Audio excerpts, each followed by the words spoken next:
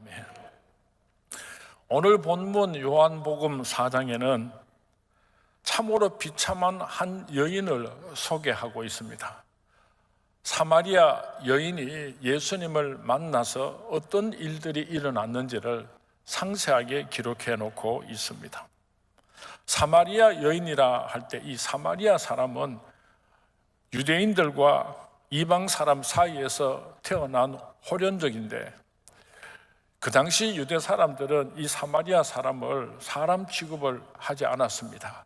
개 취급을 했습니다. 얼마나 이 사마리아 사람들을 홀대했는가 하면은 사마리아 사람들이 살고 있는 그 마을로는 지나가지를 않았습니다. 길을 가다가 그 사마리아 마을을 통과하게 되면은 지름길로 빨리 갈 수 있음에도 불구하고 그 사마리아 사람들하고 상종을 하지 않으려고 먼 길을 둘러서 갈만치 사마리아 사람들을 하고 서로 교제하는 것을 절대로 금하고 있었습니다. 이런 불쌍한 사마리아 한 여인이 예수님을 만나게 되고, 그래서 영생을 얻게 되는 놀라운 기적의 사건을 오늘 성경 말씀에 기록해 놓고 있습니다. 저는 오늘 편리상 이 사마리아 여인이 예수님을 만나기 전의 모습은 어떠했는가, 그리고 예수님을 만나고 나서 그에게 어떤 일들이 일어났는가, 그리고 예수님을 만난 이후에 이 사마리아 여인은 어떠한 삶을 살아가는가 살펴보면서 함께 은혜를 나누기를 원합니다. 첫 번째로 이 불쌍한 여인이 예수님을 만나기 전의 모습입니다. 참으로 천한 사람이었습니다. 아무 쓸모없는 여인이었습니다. 세상에 속하여서 자기 자신이 얼마나 불쌍한지도 알지 못하고 한 걸음 한 걸음 지옥을 향해서 걸어가던 소망 없는 여인이었습니다. 예수님께서 말씀하셨는데요, 너에게는 남편이 5이 있었고 지금 같이 살고 있는 그 남자도 네 남편이 아니다. 참 기가 막힌 여인이었습니다. 몸도 마음도 영혼도 갈기갈기 찢어지고 아무런 소망 없이 그렇게 짐승만도 못한 삶을 살아가던 한 여인이었습니다.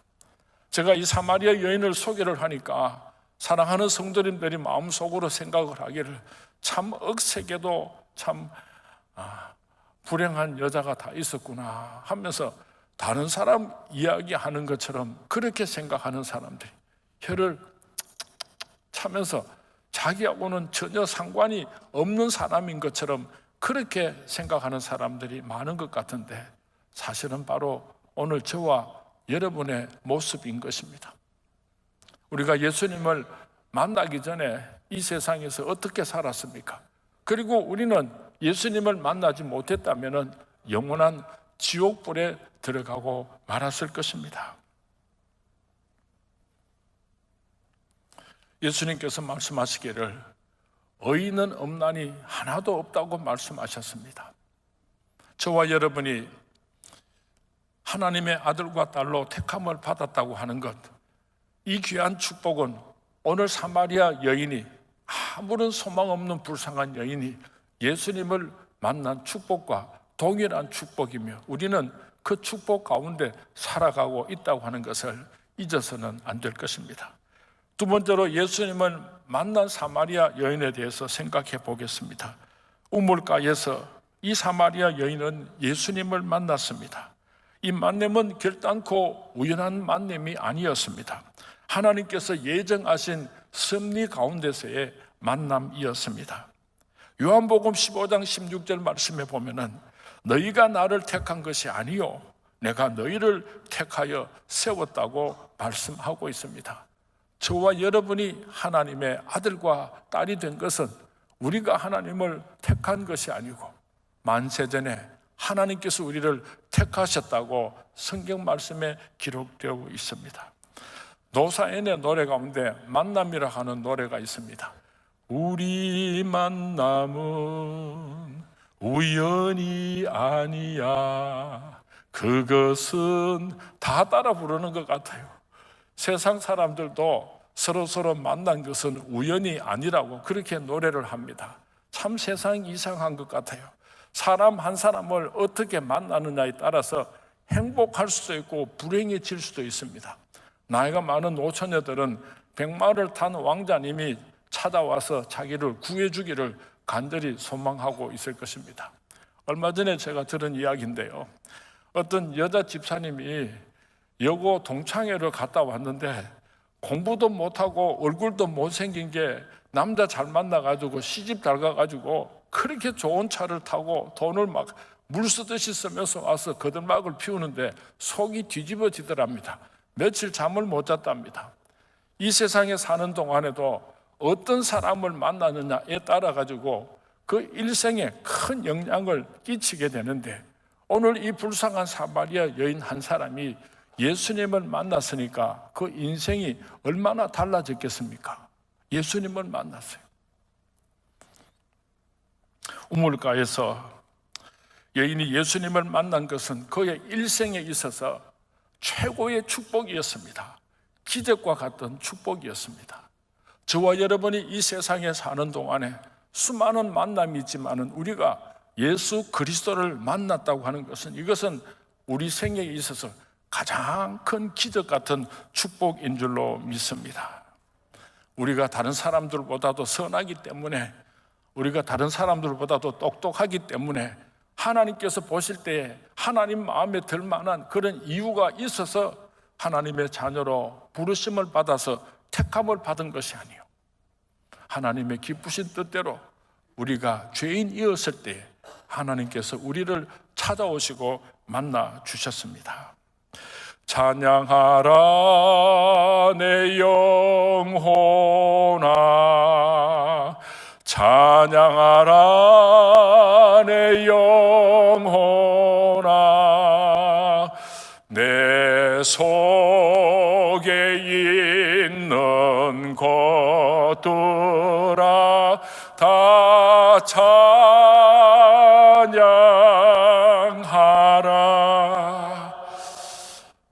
불쌍한 사마리아 여인을 찾아오신 예수님께서는 다정하게 그 여인에게 나에게 물 좀 달라 그렇게 말씀하셨습니다. 이 여인의 반응은 놀라움과 비웃음으로 가득 차 있었습니다. 도대체 어떻게 유대인인 당신이, 예수님의 그 말투나 옷차림을 볼 때에 절대로 사마리아 사람이 아니었습니다. 유대인들은 우리를 개처럼 취급을 하는데 어떻게 유대인인 당신이 나에게 물을 달라고 하십니까? 이 여인의 상식으로는 도저히 이해가 되지를 않았습니다.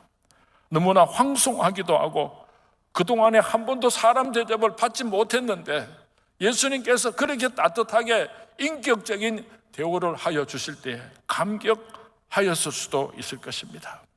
사랑하는 소문의 성도님, 여러분이 처음 예수님을 만났을 때를 기억하십니까? 여러분이 처음 예수님을 만났을 때 어떤 감격이 있었습니까? 저는 고등학교 때에 고등부 여름 수련회를 참석했다가 예수님을 인격적으로 처음 만났습니다. 목사의 아들로 태어나서 오랜 세월이 지났지만은 그날 저는 예수님을 만나고 얼마나 울었는지 밤새도록 그 감격과 그 기쁨을 지금도 잊을 수가 없습니다. 사랑하는 소문의 성도님, 내가 처음 예수님을 만났을 때에 그때로 그 자리로 우리가 다시 한번 돌아갈 수 있었으면 좋겠습니다. 예수님께서는 이 여인에게 나에게 물을 달라고 요구하셨습니다.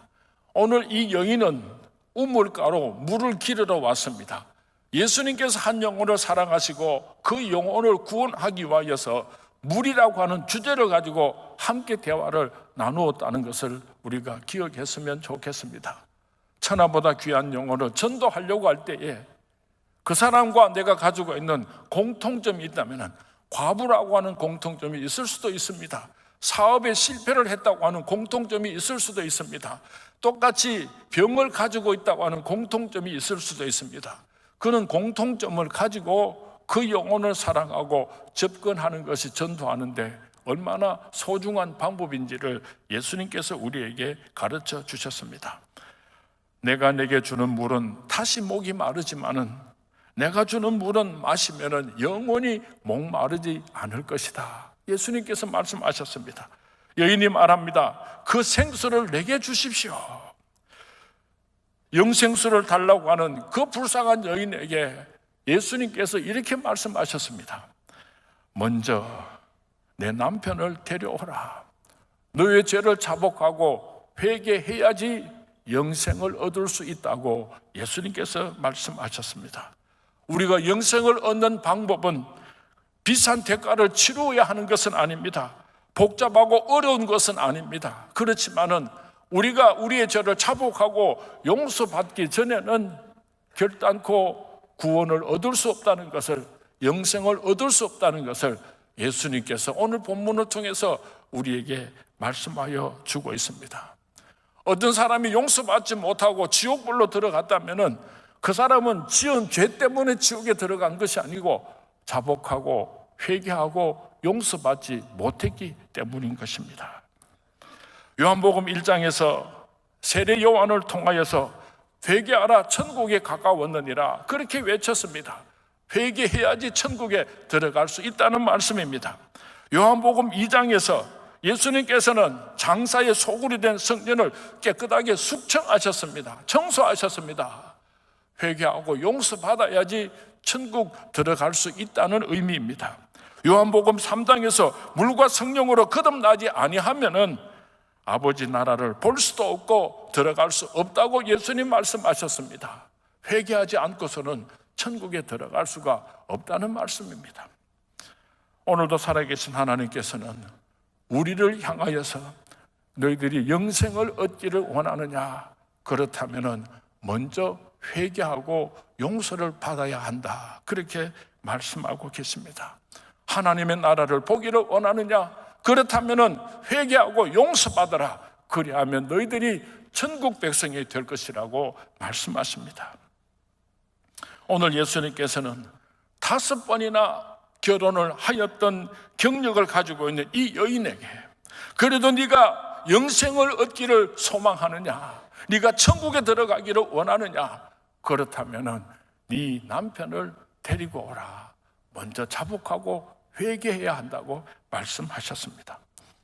예수님께서 여인의 수치를 드러냈을 때에 여인의 반응은 놀라움과 부정적이었습니다. 남편이 없나이다. 생사람 잡을 소리를 하지 마십시오.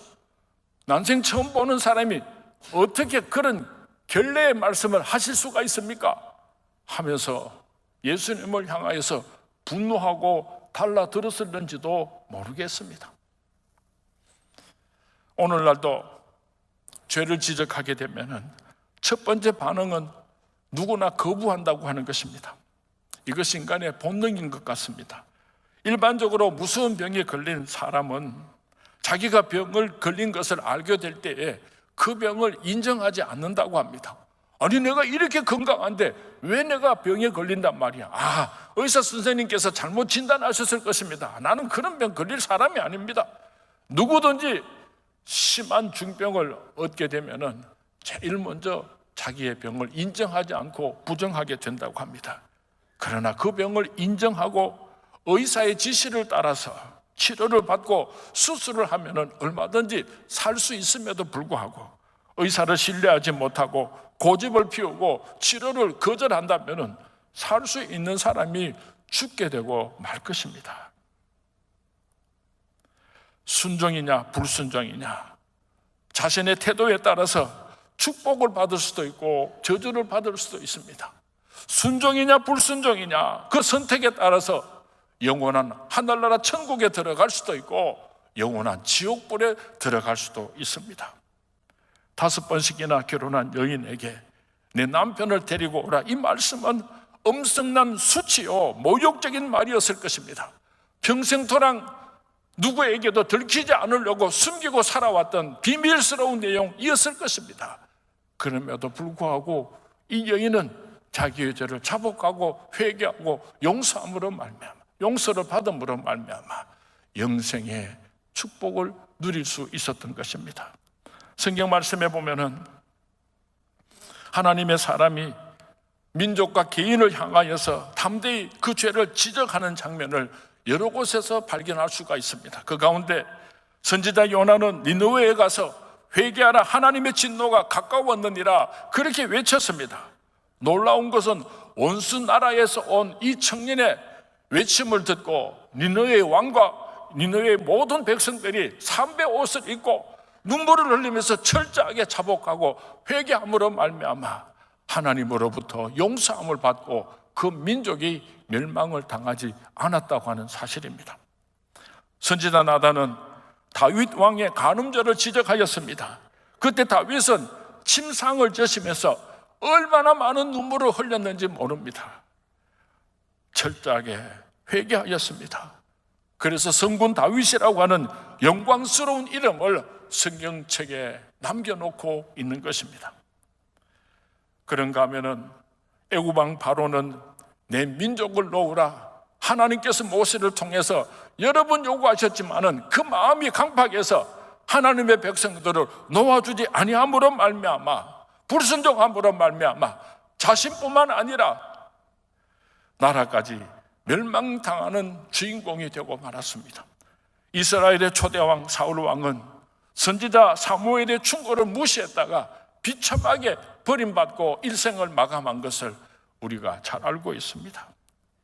오늘 이 여인이 자신의 더러움을, 자신의 죄를 솔직하게 인정하고 당신은 선지자이십니다, 당신은 메시아이십니다, 참으로 하나님의 아들이십니다, 그렇게 자기 자신의 죄악을 철저하게 자복하고 인정하고 용서받음으로 예수 그리스도를 마음속으로 영접함으로 말미암아 영생의 축복을 받았던 것입니다. 사랑하는 선문의 성도님 여러분, 오늘 이 시간에 하나님께서 찾아오셔서 성령님을 통하여 저와 여러분에게 말씀하고 계십니다. 너의 지은 죄를 자복하고 용서받아라. 이 세상에 죄 없는 사람이 도대체 누가 있겠습니까? 크고 작은 알고 모르는 죄들을 다 가지고 우리는 살아가고 있습니다. 성령께서 나의 죄를 지적하시고 그 죄를 자복하고 회개하라고 말씀하시는 그 음성을 들을 수 있게 되기를 바랍니다. 나의 이름을 부르시면서 네가 영생을 얻기를 원하느냐? 그러면 먼저 너의 죄를 자복하고 용서받아라. 네가 영생을 얻기를 원하느냐? 그렇다면 먼저 형제와 화목하고 돌아와서 예배를 드리도록 하여라. 네가 영생을 얻기를 원하느냐? 그렇다면 하나님보다도 더 사랑하는 우상 숭배하는 것을 청산하고 나에게로 오너라 말씀하신 하나님의 음성을 들을 수 있게 되기를 바랍니다. 그 성령님의 음성에 귀를 기울이고 순종하심으로 말미암아 오늘 사마리아 여인이 누렸던 그 영생의 축복이 저와 여러분에게도 함께 하시기를 주님의 이름으로 축원을 드립니다. 가장 아름다운 향내 나는 예배는 무엇입니까? 모일 때마다 하나님 앞에서 철저하게 자복하고 회개하고 용서받는 감격이 넘치는 예배가 이 세상에서 가장 아름다운 예배입니다. 주님 전에 올라와서 예배를 드릴 때마다 한 주간 동안 있었던 일들을 기억하면서 하나님 앞에 낱낱이 자복하고 회개하고 용서받으시는 우리 선문교회가 될 수 있기를 주님의 이름으로 축원을 드립니다. 주님의 이름으로 축원을 드립니다.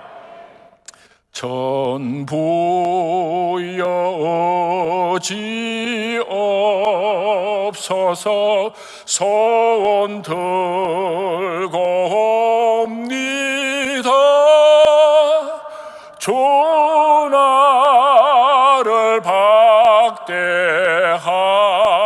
박대하시면 나 어디 가리까? 내 죄를 씻기 위하여 피 흘려 주시니 곧 회개하는 마음으로 주 앞에 옵니다. 목회를 하다가 참 힘들고 어려운 문제를 가지고 저를 찾아오는 성도님들이 계십니다. 어떻게 하면 하나님의 마음을 움직일 수가 있겠는가? 저는요, 많이 울으라 그래요. 통곡을 하면서 울면은 하나님께서 다 용서하시고 하나님께서 합력하여 선을 이루시고 하나님께서 마음을 바꾸시고 기적을 베풀어 주시니까 울어라, 울어라.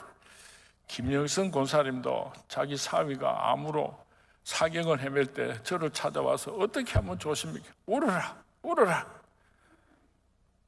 우리가 하나님 앞에 나와서 애통하는 눈물을 흘릴 때에 하나님께서 우리에게 참된 위로와 평강과 기적 같은 축복을 베풀어 주실 줄로 믿습니다. 세 번째로, 예수님을 만난 이후에 사마리아 여인이 어떻게 살아가는가에 대해서 말씀을 드리려고 합니다. 이 여인은 예수님을 만나고 나서 새 사람이 되었습니다. 영생을 얻었습니다. 죄를 용서함을 받고 내가 예수를 만났다고, 예수님께서 나를 이렇게 고쳐주셨다고 예수님을 자랑하고 간증하는 삶을 살았습니다. 이 기쁨을 이기지 못해서 머리에 이고왔던 그 물동이를 내팽개치고 마을로 뛰어들어가서 내가 메시아를 만났다, 내가 예수 그리스도를 만났다고 담대하게 증거하는 삶을 살았습니다.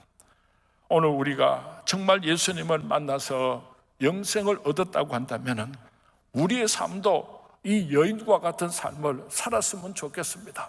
내가 예수를 만났다, 예수님께서 나에게 이런 기적적인 축복을 주셨다고 간증하면서 살아가는 저와 여러분이 될 수 있기를 주님의 이름으로 축원을 드립니다. 예수님을 만났다고 하면서 영생을 얻었다고 하면서도 예수를 만나기 전에 좋아했던 것 그대로 먹고 마시고 다 즐기고 그대로 행동하고 그대로 생각하고 그렇게 신앙생활 하는 사람이 있다고 한다면 그 신앙은 잘못된 거예요. 고장난 자동차를 타고 고속도로를 달린다고 하면 그거 얼마나 위험하겠습니까? 혹시 고장난 자동차를 여러분이 지금 몰고 계신다면 김광일 집사님이 차를 잘 고칩니다. 얼른 수리할 수 있게 되기를 바랍니다. 그렇지 않으면요, 자기도 위험하고 다른 사람도 위험해지는 것입니다. 우리가 예수를 만났고 예수를 믿고 영생의 축복을 받았다면 옛사람처럼 하나님의 영광을 가리면서 부끄럽게 고장난 자동차처럼 그렇게 달려가서는 안 되는 것입니다. 여인은 말합니다. 와서 보라, 와서 보라. 자기를 보라는 것입니다.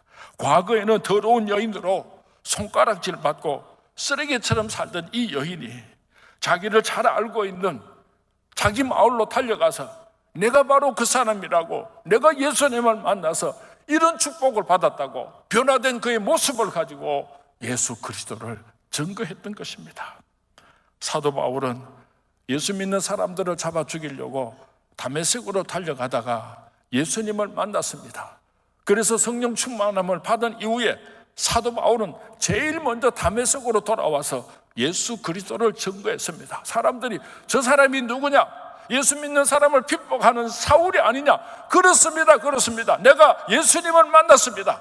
변화된 모습으로 사도 바울은 예수 그리스도를 담대하게 증거하였던 것입니다. 와보라, 이 말은요, 나를 보라는 말입니다. 와보라, 이 말은요, 내가 만난 예수 그리스도, 그분을 당신도 만나보라 라고 하는 뜻을 가지고 있는 것입니다. 저와 여러분도 이 사마리아 여인처럼 정인된 삶을 살아야 하지 않겠습니까? 이 불쌍한 사마리아 여인이 받은 축복하고 오늘 저와 여러분이 받은 이 축복하고 무엇이 다릅니까? 똑같은 축복을 우리가 받고 오늘도 살아가고 있지는 않습니까? 사도 바울은 내가 이 복음을 전하면 부득불 전함이라, 이 복음을 전하지 않으면 내게 화가 미칠 것임이라, 이런 말을 했습니다. 이제 말씀을 맺으려고 합니다. 한 불쌍한 비천한 여인이 예수님을 만나서 어떻게 변화되었는가, 어떤 삶을 살았는가 우리가 함께 생각해 보았습니다. 오늘 나의 모습은 어떠합니까? 오늘 나의 현주소는 예수님을 만나기 이전의 상태의 삶을 살아가고 있습니까? 예수님을 만난 이후의 삶을 살아가고 있습니까? 아직까지도 예수님을 만나지 못한 사람이 이 자리에 계신다면 오늘 이 자리가 예수님을 만나는 자리가 될 수 있기를 주님의 이름으로 축원을 드립니다. 사마리아 우물가에서 예수님을 만났던 그 사마리아 여인이 바로 여러분이 될 수 있기를 주님의 이름으로 축원을 드립니다. 오늘 이 자리에서 예수님을 만난 성도님이 계십니까? 영혼이 목마르지 않는 생수를 달라고 하는 이 불쌍한 여인을 향하여서 예수님께서는 네 남편을 데리고 오라 말씀하셨습니다. 먼저 회개해야지 된다고 말씀하셨습니다. 목사라고 해서, 장로라고 해서, 권사라고 해서, 오래 예수 믿었다고 해서 구원을 얻는 것은 아닙니다. 나의 죄를 자복하고 용서받을 때에 영생을 누리게 되는 것입니다. 이 시간에 나의 죄를 지적하시면서 물으시는 하나님의 음성을 들을 수 있게 되기를 바랍니다.